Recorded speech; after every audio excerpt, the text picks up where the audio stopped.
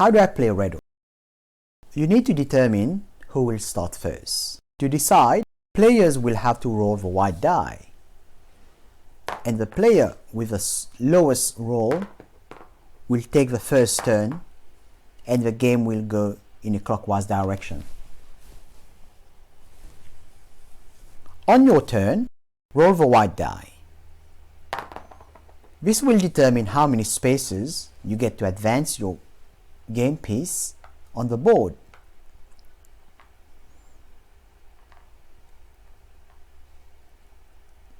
When you land on a space, you need to take some action depending on what on that space. Roll the action die, which is a colored die.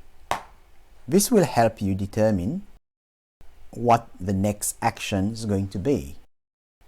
And we got a number of videos to explain the decision time. After you finish your move and taken the necessary actions, it's time to pass the dice to the players on your left. Now it's their turn to play.